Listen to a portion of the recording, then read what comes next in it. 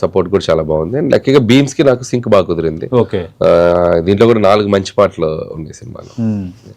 Right. అంటే ఏంటి sir, ఇప్పుడు ఆల్రెడీ మీసాల పిల్ల సాంగ్ ఒకటి వచ్చింది, తర్వాత ఈ హుక్ సాంగ్ హుక్ స్టెప్ ఒకటి వచ్చింది, ఇంకా మిగతా కూడా అదే స్కేల్లో ఉంటాయి సాంగ్స్ అన్ని. అంటే ఆల్రెడీ రిలీజ్ చేసాం కదండి, శశిరేఖ సాంగ్ కానీ, వెంకీ గారు చిరంజీవి గారి పాట కానీ, రెండు కూడా థియేటర్లో చాలా కిక్ ఇస్తాయి. అది కరెక్ట్ సిచ్యువేషన్ లో వస్తాయి కాబట్టి. అవి 4 పాటలు బాగుంటాయి. ఇవి కాకుండా ఒక మాంటేజ్ సాంగ్ ఉంది, అది కూడా ఒకటి సినిమాలో మంచి సర్ప్రైజింగ్ గా బాగుంటుంది విజువల్ గా. సార్ అంటే ఇప్పుడు ఇక్కడ వరకు ఒకటి, తర్వాత ఒకటి అన్నట్టు మిమ్మల్ని చూస్తారు సార్ అనిల్ రావిపూడి గారిని, దాన్ని ఎట్లా మేనేజ్ చేస్తారు మరి? ఈ ప్రతి సినిమాకి టెస్టే కదండి, మనం ఎన్ని హిట్లు తీసినా ఏం చేసినా మళ్ళీ నెక్స్ట్ ఫిల్మ్ మళ్ళీ టెస్ట్ రాయాలి, పాస్ అవ్వాలి. ఓకే, కాబట్టి ఇక వాళ్ళ ప్రాస్పెక్టివ్ ఎలా ఉంది అనే దానికంటే వాళ్ళని ఎలా సాటిస్ఫై చేయాలి, మళ్ళీ అలాంటి మంచి కంటెంట్ రాయాలి అనేది డిసైడ్ చేయాలి. ఓకే, అంటే చాలా సినిమాల్లో లో మెసేజ్ ఉంది, సినిమా కథనం బాగానే నడిపించారు మీరు, బట్ భగవంత్ కేసరికి వచ్చేసరికి ఒక మెసేజ్ ఇచ్చే ప్రయత్నం చేశారు, దానికి జాతీయ అవార్డు కూడా వచ్చింది. అంటే ఎందుకు సడన్ గా అక్కడ నుంచి జానర్ లో అది ఒక మెసేజ్ ఓరియంటెడ్ చేద్దాం అనుకున్నారు? అదేనండి, ముందుకు బ్యాక్ టు బ్యాక్ ఎంటర్టైనర్ చేశాక నాకు నేను ఒక వేరే ఫ్రేమ్ లో చూసుకుందాం అనుకున్నాను. ఓకే, అనుకుని అసలు కంప్లీట్ ఫన్ లేకుండా ఒక సినిమా చేస్తే ఎలా ఉంటుంది, ఒక సీరియస్ డ్రామా ఫిల్మ్ నేను చేయగలనా లేదా, నాకు నేను పెట్టుకున్న టెస్ట్. లక్కీగా ఆడియన్స్ దాన్ని బాగా ఆదరించారు కాబట్టి. సో ఇంతకు ముందు ఇకపై ఫ్యూచర్ లో కూడా ఎప్పుడైనా అలాంటి ఒక డ్రామా ఫిల్మ్ చేయాలంటే కూడా సో నాకు ఒక ఇది ఇచ్చిన ఒక, అదే మీరు అన్నట్టు ఒక టెస్ట్ లాంటిది. రైట్, ఇక్కడ నుంచి చెయ్యొచ్చు అనేదానికి ఒక గ్రీన్ సిగ్నల్ వచ్చినట్టు. ఓకే, అంటే ఫ్యూచర్ లో ఉంది సార్ అలాంటి ఐడియాస్ చేయాలని? అంటే మెసేజ్ అని కాదు, డ్రామా ఫిలిమ్స్ ఏదైనా ఫిమేల్ ఓరియంటెడ్ గా ఏదైనా ఒక మంచి సోషల్ డ్రామా, స్పోర్ట్స్ డ్రామా, ఇలాంటి ఏ ఒకటి ఫ్యూచర్ లో డిఫరెంట్ జోనర్స్ చేయాలని ఉంది. అవును, ఎంటర్టైనర్స్ చేస్తూ గ్యాప్ లో మధ్యలో ఎక్కడ అవకాశం దొరికితే అక్కడ. ఓకే, అంటే మీరు మంచి డ్యాన్స్ చేస్తారు, స్క్రీన్ కూడా చూడడానికి అందంగా ఉంటారు, అంటే ఎప్పుడైనా నేను కూడా వెయ్యాలి అని అనిపించిందని నేను కూడా నటించాను? నేనా?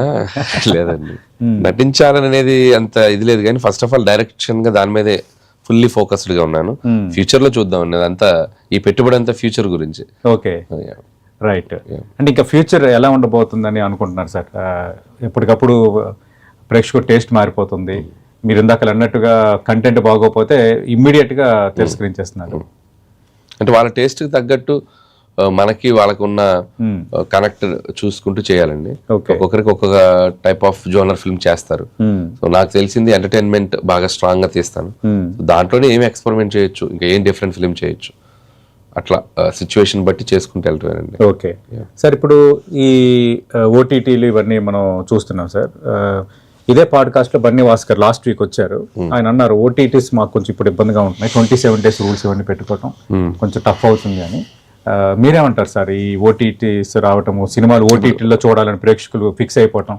అలవాటు చేసింది ప్రొడ్యూసర్స్ కదండి. సో ఆడియన్స్ కి ఇంతకు ముందు ఓటీటీని సినిమా థియేటర్ లో కూడా కరోనా టైంలో రిలీజ్ కాకుండా ఎక్కువ ప్రైస్ వస్తుందని ఓటీటీకి అమ్మేసి థియేటర్లో చేశారు. అవును, తెలియకుండా వాళ్ళంటూ మలిచిందే మనం సినిమా ఇండస్ట్రీ వాళ్ళే.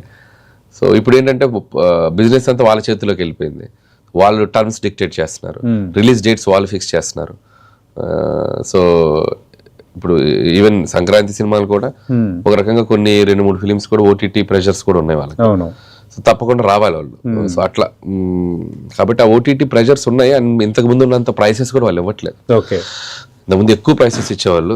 సో గేమ్ వాళ్ళ చేతిలోకి వచ్చుకునే వరకు ఎక్కువ ప్రైసులు ఇచ్చారు, గేమ్ వాళ్ళ చేతికి వచ్చాక కొద్దిగా ఇప్పుడు చూసుకుంటున్నారు వాళ్ళు కూడా. సో ఎక్కువ డీల్ తీసుకోవట్లేదు, కాబట్టి ఇప్పుడు అందరి పరిస్థితి కొద్దిగా క్రైసిస్ లోనే ఉందండి. సో క్రైసిస్ లోనే ఉంది కాబట్టి ఇప్పుడు థియేటర్కల్ బిజినెస్ ఎంతో దాన్ని చూసుకొని బడ్జెట్స్ చేసుకోవాలి, రెమ్యునరేషన్స్ కూడా దానికి తగ్గట్టు మాట్లాడుకోవాలి. ఓటీటీ అనేది అయిన దాన్ని బట్టి షేర్ చూసుకోవాలి. సో ఓటీటీ అయిన దాన్ని బట్టి దాన్ని ప్రాఫిట్ షేర్ కింద మాట్లాడుకుంటే then it will be good sign. అదే సార్, అదే మీ ప్లేస్ లో కూర్చొని విశ్వప్రసాద్ గారు రాజాసాబ్ ఓటీటీ విషయంలో నేను సాటిస్ఫైడ్ గా లేను, సతీష్ గారు అప్పట్లాగా లేదు సిచ్యువేషన్, ఏ సినిమా కూడా లేదు అని ఆయన మొత్తం అసలు ఒక రంగ ఆవేదన వ్యక్తం చేశారు ఇదే స్టేజ్ మీద. ప్రతి ఫిల్మ్ క్రైసిస్ లో ఓటీటీ క్లోజ్ చేశారు. ఓకే, కాబట్టి అది అందరూ ఫేస్ చేస్తున్న ప్రాబ్లం. ఇక్కడ నుంచి అయినా మనం ఏంటంటే ఆ థియేటర్కల్ విండోకి సినిమా చేసుకోగలిగితే, సో అందరూ స్టేక్స్ పెట్టుకొని అది దాని ఓటీటీ మీద ఎంత వస్తే అంత, సో వాళ్ళకి మనం టర్మ్స్ డిక్టేట్ చేసే పొజిషన్ లో లేకుండా మన సినిమా రిలీజ్ డేట్